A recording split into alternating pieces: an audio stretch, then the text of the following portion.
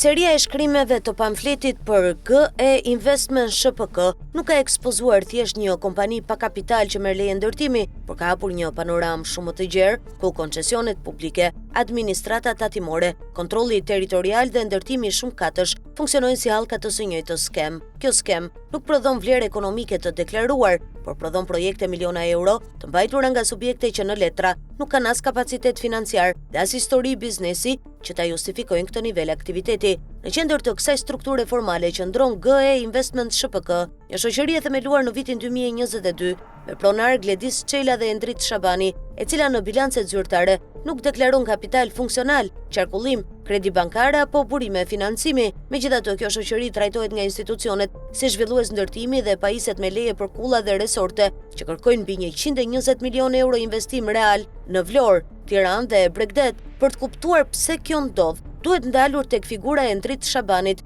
dhe tek përfshirja e tij shumë përpara ndërtimit në sektorin e koncesioneve publike, konkretisht tek hidrocentrali Bushtrica. Në vitet e mëparshme, Endrit Shabani shfaqet si përfitues koncesioni për hidrocentralin Bushtrica Hydropower përmes shoqërisë Enolio SHPK, një kompani me kapital rreth 900 euro. Kjo kompani merr të drejtën e shfrytëzimit të një pasurie publike përmes një kontrate koncesionare, ku investimi i deklaruar arrin rreth 5 milionë euro. Ky raport mes kapitalit të shoqërisë dhe vlerës së investimit nuk përbën thjesht mospërputhje financiare, por përjashton në mënyrë absolute mundësinë që investimi të vijë nga burime të ligjshme, të deklaruara nga subjekti përfitues. Në kontratën e Bushtricës, Endrit Shabani figuron jo vetëm si përfitues, por edhe si administrator, pra si person që merr përsipër drejtimin e një projekti publik afatgjat, pa pasur asnjë garanci financiare, bankare apo kapital të dokumentuar. Kjo është pikërisht faza ku ligjërisht duhet të funksionojnë filtrat e kontrollit financiar dhe të burimit të fondeve, filtra që në këtë rast nuk kanë funksionuar.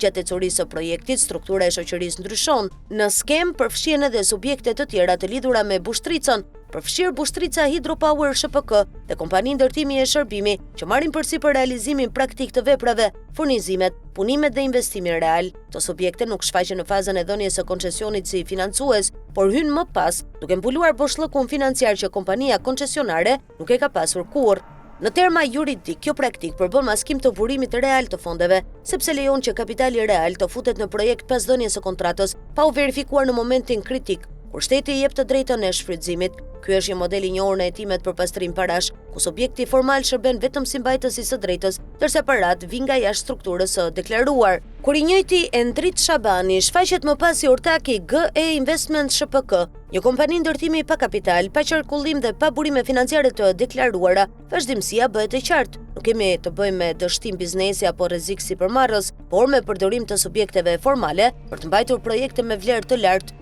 ndërkohë që burimi real i paras mbetet i padukshëm. Kjo logjik nuk do të funksiononte pa një kontroll territorial të dobësuar. Vëllai i Endrit Shabanit, Olti Shabani, ka ushtruar funksion si inspektor në IKMT dhe është shkarkuar nga detyra për korrupsion pas publikimit të materialeve që tregonin ndërhyrje në proceset e kontrollit. Ky shkarkim administrativ nuk është shoqëruar me ndalim aktiviteti ekonomik apo ndjekje penale, duke lënë të hapur terrenin që të njëjtat interesa familjare të shfaqen më pas si përfitues lejesh ndërtimi në të njëjta territore ku kontrolli duhet ishte më i fortë. Në të njëjtën kohë, historia e familjes Shabani me administratën tatimore nuk paraqitet si episodi izoluar, por si modeli përsëritur ku subjektet ekonomike bllokohen për vite me radhë dhe më pas rikthehen në aktivitet pa transparencë publike mbi mënyrën e zgjidhjes së detyrimeve fiskale. Rasti i Trans Oil SHPK është domethënës, pasi kompania ka qëndruar e mbyllur nga tatimet për rreth 7 vite për shkak të detyrimeve dhe problemeve të vazhdueshme me deklarimet, për të rishfaqur më pas në aktivitet pa u shoqëruar me sqarime publike mbi shlyerje reale të barrës fiskale. Ky rikthim nuk pasyron një rimëkëmbje ekonomike të dokumentuar, por ngre dyshimin se kemi të bëjmë me ndërprerje taktike të aktivitetit për të shpëtuar kontrollit, praktikë që kërkon njohje të detajuar të procedurave tatimore dhe mënyrave se si ato mund të neutralizohen. Në këtë vijë sjellje futet edhe Maiden Bags SHPK, ku administrator rezulton Olti Shabani, kompani që regjistron rritje të shpejtë të kapitalit dhe aktivitetit në një periudhë të shkurtër kohore, pa pasur një histori biznesi që ta justifikojë këtë zgjerim. Kur këto zhvillime lexohen paralelisht me praninë e Aldo Çelës, ish funksionari i administratës tatimore dhe vëllai i Gledis Çelës, ortaku të GE Investment, lind një pyetje konkrete dhe pashmangshme. A janë lehtësuar këto rikthime dhe zgjerime përmes ndërhyrjeve të brendshme në tatime? Administrata tatimore ka detyrimin ligjor të identifikojë mospërputhjen mes aktivitetit real ekonomik dhe deklarimeve financiare. Fakti që kompani pa qarkullim të deklaruar, me histori bllokimesh ose rritjesh të pashpjeguara, arrin të operojnë dhe të lidhen me projekte miliona euro pa kontroll proporcional, krijon dyshimin e arsyeshëm se mekanizmat e kontrollit janë korruptuar nga brenda. Follow the money. Hetimet për portin e Limionit kanë detyruar Olta Xhaçkën, deputeten e PS-s që të paraqitet në SPAK, e thirrur nga grupi hetimor që po merret me atë që konsiderohet si një nga aferat me pronat e ushtrisë.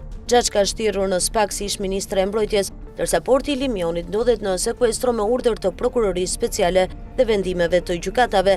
Thirrja e Xhaçkës në prokurorinë speciale tregon se hetimet po përparojnë, ndërsa kjo paraqitje vjen disa javë pasi SPAK ka kryer kontrolle edhe ndaj Bardhyl Kollçakut, i shefit të shtabit të përgjithshëm të forcave të armatosura. Prokuroria që po drejton hetimet është Manjola Kajana, ndërsa në pyetje është marrë edhe Belioza Çoku, ish-drejtoresh e kabinetit të ish-ministres së mbrojtjes Olta Xhaçka. Baza detare e portit të Limionit në Sarand u sekuestrua me vendim të GKK në shkurt të vitit 2023 pas kërkesës së SPAK me arsye hetimin se privatizimi i bazës kishte cënuar operacionalitetin e forcave detare. Të vendime ka lënë në fuqi edhe gjykata e apelit të posaçëm, por edhe gjykata e lartë. Pas vendimit të 3 shkallëve të mëparshme të gjyqësorit, çështja kaloi në kushtetuese, e cila la në fuqi të njëjtin vendim. Ish-ministre Olta Xhaçka është thirrur disa herë në SPAK, ku është marrë në pyetje, ndërsa kryeministri Edi Rama ka sulmuar drejtësinë për sekuestron e vendosur te porti të Limionit në Sarand. Rama e konsideroi si absurd vendimin e drejtësisë, teksa sipas tij të hetosh se si u lidh një kontratë e shtetit me një sipërmarrje private, nuk jep asnjë të drejtë ta bllokosh investimin e asaj sipërmarrjeje. Kreu i qeverisë deklaroi se ky është një arbitraritet i hapur që mund t'i kushtonte shtetit shqiptar qimet e kokës në rast se investitorët do të ishin cinik, ta çonin në arbitrazh. Kallëzimi për bazën e Limionit është paraqitur nga ish-komandanti i forcës detare Artur Meçollari, pasi dha dëshminë Xhaçka u largua nga SPAK pa dhënë shpjegime për këto dy çështje. Prokuroria e posaçme po heton tjetërsimin e bazës së Limionit mbi bazën e kallëzimit të Meçollarit, i cili denoncon se zyrtarët dhe ish-zyrtarët të Ministrisë së Mbrojtjes kanë vepruar në shpërdorim të detyrës dhe në shkelje të planit të përhapjes dhe veprimit. Sipas tij, për dhënien me qira të kësaj baze duhet të merrej më parë miratimi i presidentit të Republikës. Edi Rama ka zhvilluar një takim pak ditë më parë me një grup të rëndësishëm drejtuesi socialist në Qarqe dhe Bashki, si dhe me disa deputet që mbajnë poste të larta.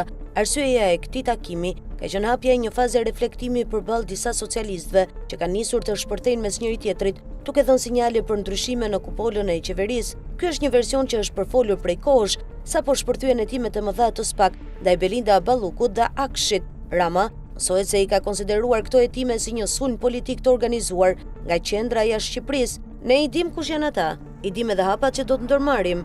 Kemi përgatitur edhe lëvizjet tona, mësohet të ketë thënë kreu i qeverisë, i cili ka bërë të ditur më pas se presim që sulmi të vazhdoj edhe më i egër, edhe më i fortë. Sipas tij, e vetmja mënyrë për të shpëtuar mirë nga ky agresion, siç e ka quajtur, është që mazhoranca të qëndrojë bashkuar dhe pa ndarje lobesh. Madje thuhet se ka përdorur edhe një shprehje dramatike: nëse mbytemi, do të mbytemi të gjithë, nuk ka variant B apo variant C. Të gjitha variantet e tjera sipas tij janë vetëm zgjidhje të përkohshme, të cilat do ta dobësonin vendin. Synimi sipas kreut të qeverisë nuk është hetohen zyrtar të caktuar, por të goditet mazhoranca që ka fuqinë politike për ta çuar vendin drejt Bashkimit Evropian. Në mbledhje ka patur mjaft kritika se nuk ka një përballje publike nga socialistët që po akuzojnë çdo natë nga politika dhe mediat, ndërkohë Edi Rama ka thënë se gjithçka është pjesë e një skenari dhe se sipas tij edhe mazhoranca ka përgatitur hapat e saj. Ai ka shtuar se edhe nëse do të kenë sukses, gjithçka do të shoqërohet me disa viktima apo dëme anësore. Sipas Ramës nuk mund të ketë zgjidhje përmes ndryshimit të kabinetit apo retushimit të kuadrove, pasi ata kërkojnë dhe do të kërkojnë ta bëjnë të pavlerë shumicën e fortë absolute të Partisë Socialiste. Sipas tij, nuk ka kushte për të shkuar në zgjedhje të reja, sepse kjo do t'i jepte elektoratit mesazhin e një dobësie përballë besimit të madh që shqiptarët i kanë dhënë mazhorancës. Kryeministri ka thënë gjithashtu se pas vendimit të gjykatës kushtetuese, mazhoranca do të veprojë fort dhe shpejt, fillimisht duke thënë hapur atë që mendon për akuzat e hapura nga SPAK. Më pas, në kuvent pritet të nisin një sër aktesh ligjore që lidhen me drejtësinë. Do të njoftoheni në momentin e duhur, mësoi të ketë thënë Rama duke shtuar se këto akte po përgatiten dhe do të përshtaten në varësi të vendimit të gjykatës kushtetuese. Synimi i këtij sulmi, ka thënë Rama në takim, është që të na rrëzojnë dhe të na heqin fuqinë përpara 22 janarit, ndaj ka dërguar në terren thuajse të gjithë drejtuesit, të cilët janë ndarë në grupe sipas zbulimit territorial. Ndërkohë, në ditët në vijim, pritet që vetë Rama të dalë në kryeqytet në takime me militantë socialist për të ngrohur elektoratin e majt. Kryeministri pritet të flasë shumë pak për rastet konkrete, duke dhënë më tepër përgjigje dhe sinjale të koduara ndaj atyre që ai quan agresorët. Mësuesi dikush e ka pyetur se kush janë ata që sipas tij po e sulmojnë përmes amerikanëve, dhe Rama është përgjigjur se nuk janë ata, pavarësisht se do t'u thonë se janë amerikanët. Janë afër nesh, ka thënë ai, dhe e dim mirë çfarë do të bëjnë dhe çfarë burimesh po përdorin. Prokuroria e Gjirokastrës ka konfiskuar pasuri me vlerë rreth 3 milionë euro të ish-kreut të komunës së Lazaratit, Dasho Aliko. Hetimet zbuluan se pasuritë e tij nuk justifikoheshin nga burime të ligjshme dhe u bllokuan me kërkesë të organit të akuzës. Operacioni i konfiskimit përfshin një listë të gjatë pronash të paluajtshme dhe aktivitete shtregtare të përqendruara kryesisht në Kordhoc, Lazarat dhe qytetin e Gjirokastrës. Konkretisht, prokuroria sekuestroi disa truall me sipërfaqe të konsiderueshme, një banes, një karburant, disa magazina, një lokal, zyra dykatëshe, një nyje betoni e toka bujqësore. Shumica e pasurive janë të lokalizuara në zonën e Kordhocës, ku Aliko duket se kishte ndërtuar një perandori private. Hetimi pasuror numër 2 i nisur në vitin 2019 çoi në identifikimin e burimeve të dyshimta dhe të pajustifikuara të pasurimit të Alikos. Sipas prokurorisë, asnjë prej këtyre pasurive nuk ishte krijuar përmes të ardhurave të ligjshme. Në njoftimin zyrtar theksohet se konfiskimi u krye në bazë të ligjit për parandalimin dhe goditjen e krimit të organizuar, trafikimit dhe korrupsionit nëpërmjet masave parandaluese kundër pasurisë. Prokuroria e Gjirokastrës ka deklaruar se ky është vetëm një hap në luftën ndaj pasurimit të paligjshëm dhe do të vazhdojë me hetime të tjera për raste të ngjashme. Ndërkohë, emri i Dasho Alikos përmendet si një figurë politike me lidhje në strukturat lokale të Partisë Demokratike, çka e bën rastin edhe më të ndjeshëm politikisht. Deri më tani nuk ka një reagim zyrtar nga Aliko apo nga Partia Demokratike.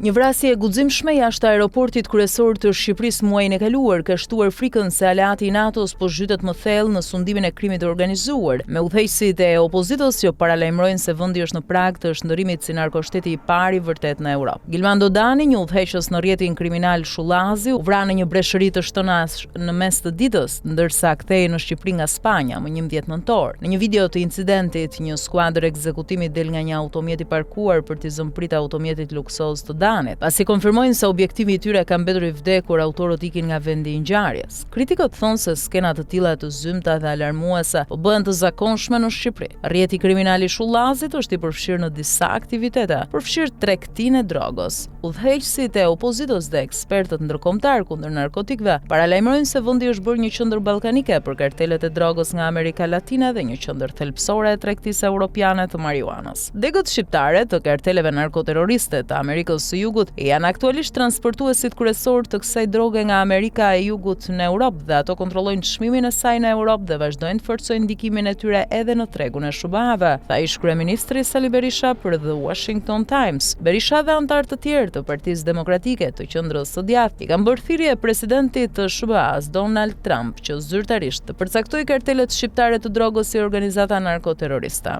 Berisha tha se qeveria amerikane nën presidentin Biden mbylli syt ndaj tregtisë narkotikëve që lulëzoi. Sekretari i atëhershëm i shtetit i zotit Biden, Antony Blinken, i bëri nderime zotit Rama, të cilin e përshkroi në konferencën për shtyp si një partner të jashtëzakonshëm për SBA-t gjatë një vizite në vend më 15 shkurt 2024 për rolin e tij në mbështetjen e përpjekjeve të SBA-ve në lidhje me refugjatët afgan dhe me Ukrainën. Unioni Ndërkombëtar Demokrat, një federatë e partive të Qendrës së Djathtë dhe partive kristian-demokrate, miratoi një rezolut këtë muaj duke akuzuar Partinë Socialiste në pushtet të Shqipërisë për lejimin e infiltrimit kriminal të kontratave publike, ndërtimit dhe turizmit. Vetë Berisha u sankcionua nga administrata Biden për korrupsion në vitin 2021 dhe ju ndalua hyrja në Shtetet e Bashkuara, një përcaktim që ai e kundërshton si të motivuar politikisht. Si korrupsioni ashtu edhe krimi i organizuar kanë qenë prej kohësh një problem në Shqipëri, që nga rënia anarkike e komunizmit në vitet 90. Në dekadën e fundit, rrjetet kriminale shqiptare kanë zgjeruar lidhjet e tyre me organizatat kriminale në Itali Itali, si Ndrangheta Kalabri dhe Camorra Napoli, si edhe grupe më të reja në Amerikën Latine. Këto lidhje kanë nxitur një val të re dhune në të gjithë Europën, me jehon të dhunës së drogës në Amerikën Latine. Më 29 shtator në Bruksel, mira udhëtar kaluan pranë trupit të një trafikanti shqiptar të dyshuar për drogë. Trupi mbeti i varur për orë të tëra. Vrasja e parë e këtij lloji në Belgjik, por është një taktike e zakonshme e karteleve meksikane të drogës për të siguruar që vrasjet e tyre shërbejnë si paralajmërime për të tjerët. Provat e lulëzimit të tregtisë së drogës në Shqipëri mund të gjenden në një vend të papritur në horizontin në ngritje të qytetit. Tirana në fillim të viteve 90 kishte vetëm një grusht semaforësh. Sot ajo po përjeton një bum dramatik ndërtimesh. Vitin e kaluar, ndërtimi përbënte 14.4% të prodhimit të përgjithshëm ekonomik të Shqipërisë në vitin 2024 sipas Eurostat, një shifër më e lartë se ajo e çdo vendi tjetër në Europë. Qeveria miratoi së fundmi 16 ndërtesa të reja shumëkatëshe në Tiranë, njëra prej të cilave nëse ndërtohet do të ketë pamje nga ambasada e SBA-ve. Sipas mbikëqyrësve ndërkombëtar kundër krimit, një pjesë e konsiderueshme e rritjes së ndërtimit në Tiranë, veçanërisht projektet që te i kalojnë 10 kate, besohet se mbështetet nga sindikatat kriminale që përdorin fitimet e palishme të drogës për të pastruar para, shkroi Tirana Times këtë vit. Diku tjetër, 1/3 e popullsisë jeton në kufirin e varfërisë dhe më shumë se 1 milion shqiptar janë larguar nga vendi që nga rënia e komunizmit në vitin 91. Trafikantët shqiptar kanë shfrytzuar sistemin tradicional havala, i cili lejon transferimin e shpejtë të shumave të mëdha të kapitalit. Rama ka njoftuar një sër masash të reja që synojnë frenimin e tregtisë gjithnjë më të paturpshme të narkotikëve në Shqipëri, një betejë që ka përcaktuar pjesën më të madhe të trazirave të fundit politike të vendit. Kryeministri ka nisur fushata policore kundër drogës, duke përfshirë një bastisje dramatike në vitin 2014 në qendrën e kultivimit të kanabisit në Lazarat, e cila tërhoqi vëmendjen e medias ndërkombëtare kur u shndërrua në një betejë të ashpër. Megjithatë, pavarësisht këtyre përpjekjeve, industria e palishme jo vetëm që ka mbijetuar, por ka evoluar. Legalizimi i marijuanës për përdorim mjekësor në vitin 2023 ka nxitur një rritje të re të tregtisë së drogës. Sindikatat shqiptare kanë zhvilluar teknika diskrete të kultivimit dhe ndikimi i tyre arrin për të Ballkanit. Deri në Skotësi, fermerët shqiptar të marijuanës thuhet se janë kontrabanduar me anije të vogla për të bërë jetë palishme. Qeveria e Ramës ka kthyer pjesën më të madhe të gjyqësorit kundër kundërshtarëve politik në vend që të luftojë krimin, pretendojnë udhëheqësit e opozitës. Ata tregojnë për ndalimin një vjeçar të kryetarit të Bashkisë së Tiranës Erion Veliaj. Ndalimi i tij pa akuza në kohë ka ngjallur shqetësim në të gjithë BE-n për sundimin e ligjit dhe pavarësinë gjyqësore të Shqipërisë, duke ngritur pyetje në lidhje me drejtësinë procedurale. Kritikët e shohin ndjekjen penale dhe trajtimin gjyqësor si simptomatike të dobësive më të gjëra institucionale, ku përpjekjet kundër korrupsionit rrezikojnë të përdoren si armë për qëllime politike në vend që të forcojnë qeverisjen. Në vitin 2017, ndërsa shërbeja si ministri i Brendshëm, u informova për një listë prej 126 oficerësh të lartë të policisë së shtetit, të cilët ishin denoncuar në prokurorinë e krimeve të rënda si të përfshirë në bandat e drogës, tha ish ministri i Brendshëm Dritan Demira, i cili tani jeton në SBA. Në të ashtu quajturat narkoshtete, kalbja institucionale i zbekufit midis qeverisë, forcave të sigurisë dhe organizatave kriminale. Sistemi i drejtësisë gjithashtu shpërbëhet. Modele të tilla janë parë më parë në Kolumbi ose Afganistan. Nëse përfaqësuesit e zgjedhur të një shteti antar të NATO-s janë të përfshirë në krimin e organizuar, tha Demiraj, NATO përballet me sfida reale dhe urgjente të sigurisë. Një vend i tillë mund bëhet një lidhje e dobët në aleancë, gjë që Rusia, Kina ose Irani mund ta shfrytëzojnë për ta destabilizuar atë nga brenda.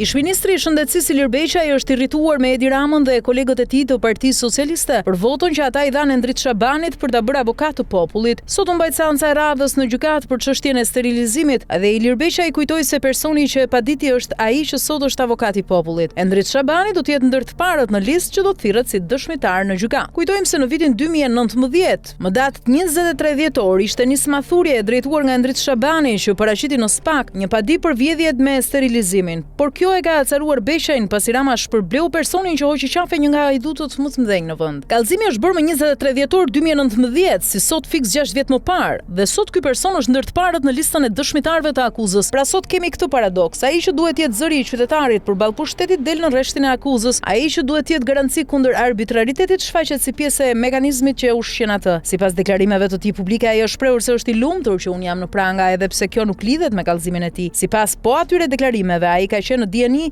se i njëjti fakt penal ishte hetuar më parë dhe ishte pushuar hetimi, megjithatë bëri kallëzim sërish pas një provë të re, tha Beshaj. Sipas tij, posti i mbrojtjes së qytetarit përdoret si podium politik, ndërsa qytetari mbetet pa mjetet minimale për të mbrojtur në gjykatë. Mëtej ai sulmoi drejt për drejt deputetët me të cilët dikur është ulur krah për krah, teksa u duke i irrituar edhe me puthjen e Shabanit. Për mua që vi nga politika nuk përbën asnjë çudi që grupi parlamentar i PS-s të votojë për një post të lartë kushtetues, një kundërshtar politik dhe një person që ka kallëzuar penalisht projekte dhe kontrata të qeverisë së PS-s. Historia politike e Shqipërisë nga 1912 deri më sot ka parë edhe më shumë. Historia botërore nga Roma e lashtë deri më sot ka parë shumë më shumë. Ajo që më habiti nuk ishte vota, ishte puthja. Jo puthja e zakonshme njerëzore, puthja me dorë nga larg. Deputet që kanë 4 muaj në parlament dhe deputet që janë aty prej 20 vitesh, të gjithë njësoj u ndezën nga puthja. Pasuan duar trokitje ngazlluese të sinkronizuara me intensitet sikur ndonjë ligj i rëndësishëm të ishte miratuar, ose ndoshta këto 18 muaj pas kam humbur unë sensin e realitetit thaj. Pra duket se si shumë të tjerë dhe Ilirit tani e kuptoi që Rama i shet të gjithë, edhe ata që dikur i ka pasur miq. Megjithatë për Endrit Shabanin, PS meriton një vlerësim, pasi shpërbleu njeriu që hoqi nga politika dhe nxori para drejtësisë atë që ka vjedhur në të gjitha postet.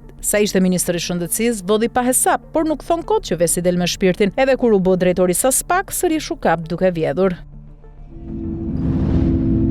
Para një jave, drejtoreshës së antikrimit kibernetik në drejtorinë e policisë së shtetit Ervina Gjana, me vendim të SPAK-ut dhe GKK-s, ju sekuestruan telefoni, kompjutere, dokumente të zyrës dhe materiale hetimore në banesë. Sekuestrimi u krye në kuadër të një hetimi për përfshirje në grup të strukturuar kriminal, me aktivitet mashtrime online, call center, ndërhyrje në sistemet informatike dhe Teams, si edhe bashkëpunim në krimin kibernetik, ku rezultoni përfshirje dhe bashkëshorti i saj Renato Hristić. Drejtoresha Ervina Gjana, e cila ka në dorë shërbimin e sigurisë dhe antikrimit kibernetik në policinë e shtetit, rezulton me 4 dosje penale në prokurorinë e Tiranës dhe SPAK, si edhe në Agjencinë e Mbikëqyrjes Policore. Më 2 gusht 2023, së bashku me drejtorin e IT-s në policinë e shtetit Ervin Muça, drejtoresha e antikrimit kibernetik Ervina Gjana grabiti databazën me dhënat e policisë së shtetit. Konkretisht u grabitën të dhënat për hyrje-daljet e personave në pikat kufitare, dokumentet biometrike, generalitetet, ngjarjet kriminale, aksionet e policisë, dosjet hetimore, listat e personave të dyshuar për terrorizëm, personat në gjurmim dhe kërkim, targat dhe gjobat e automjeteve, si edhe komunikime e raporte sekrete mes policisë, drejtësisë, agjencive të sigurisë dhe partnerëve të huaj. Më 30 maj 2014, kur Ervina Gjana ishte specialiste IT-e në drejtorinë e policisë së shtetit, SHQBA